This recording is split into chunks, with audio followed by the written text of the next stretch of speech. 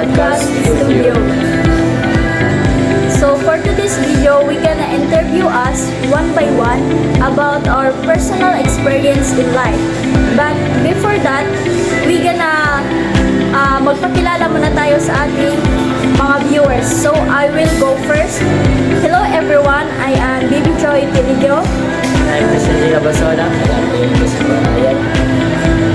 So pag-uusapan natin ngayon kung ano bang ating mga biggest experience in life. Like, parang yung mga nangyari sa atin na happy tayo, na hindi natin makakalimutan. So, you go first. So, pag-usapan naman natin ngayon ang inyong mga biggest experience in life. So, ano ba yung mga biggest or happiest experience in life? So, mauna ka na? So para sa akin, my biggest experience in life is about decision making in my life. When it comes to my future, sometimes kasi nakakamali ako about my decision and resolve. May consequences na yun ang pinaka-iiwasan kong mangyari sa buhay ko. Kaya yun yung pinaka-biggest experience in my life na sabi ko, meron akong natutunan and lesson for myself. So, nice experience. So, ikaw naman. Happiest experience in my life. Like, mas mother celebrate her birthday. Hindi na siya ng regalo. At nayakasobra sa panahon na yun. So that is my biggest and happiest experience in my life. So, great. Nice. So, ako naman, my biggest experience in life, nung nagpunta kami in Siargao with my family to having a vacation there. So, we do a lot of things over there.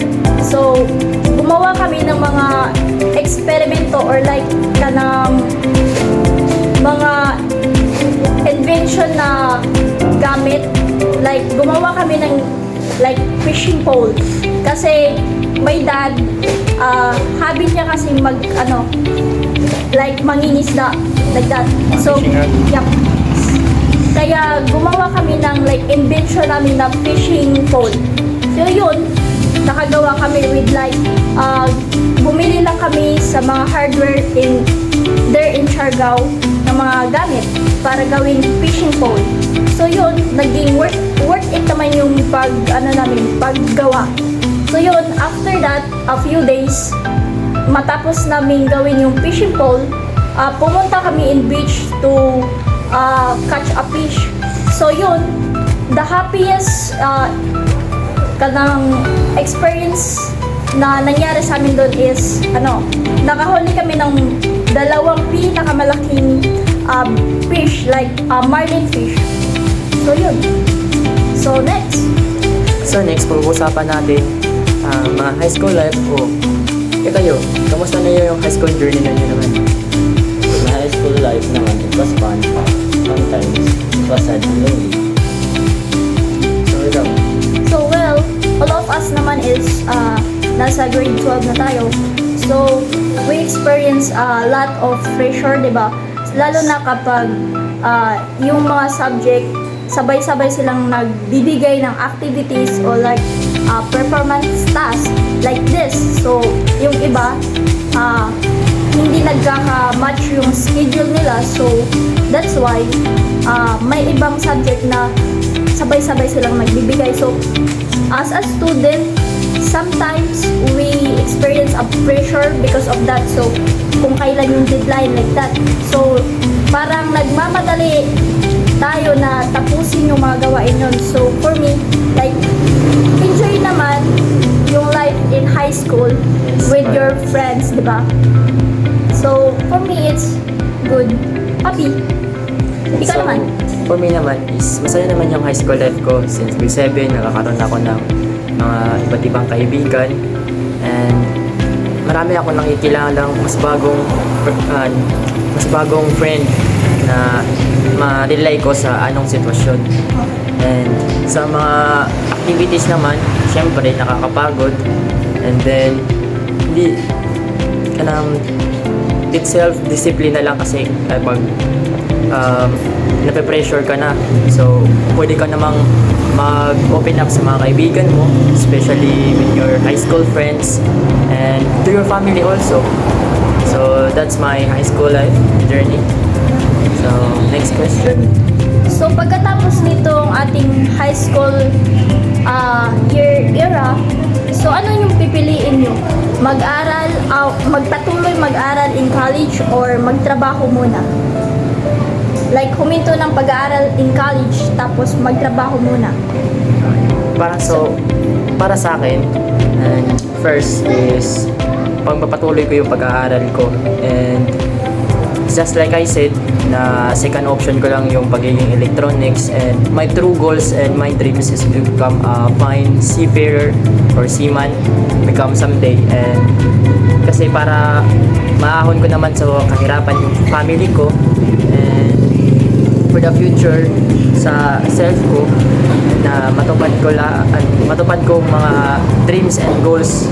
And sa tingin ko, seaman is the best choice for me na para matupad yun. So pipiliin ko mag-aral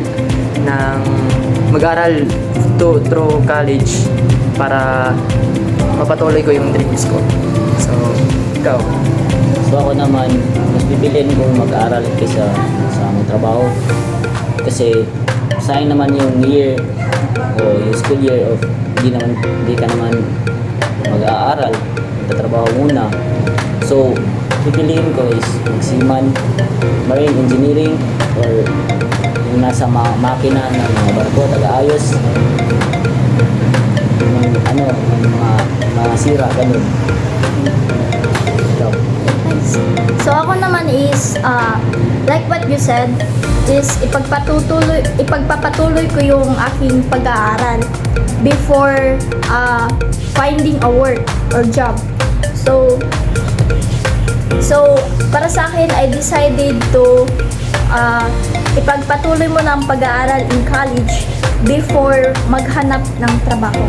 Because mahirap kasi ngayon maghanap ng trabaho without like only high school graduate ka lang, hindi ka nakapagtapos ng college. So useless naman kung hindi mo ipagpatuloy yung pag-aaral mo in college, di ba? So last question? What is that? But lastly,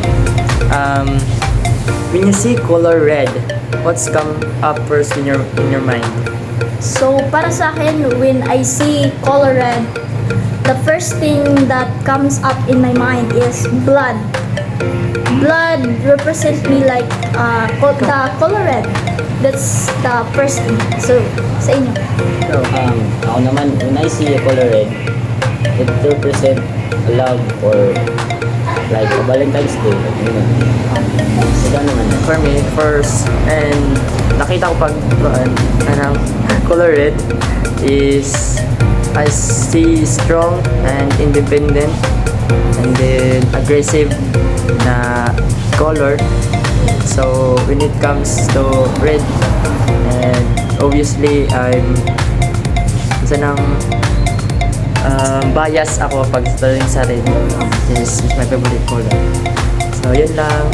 So, thanks for watching. So, this is the end of our interview with my group mates. So, thanks for having time for interview. Yes, and thank you for having a nice conversation with each other. And please like and share.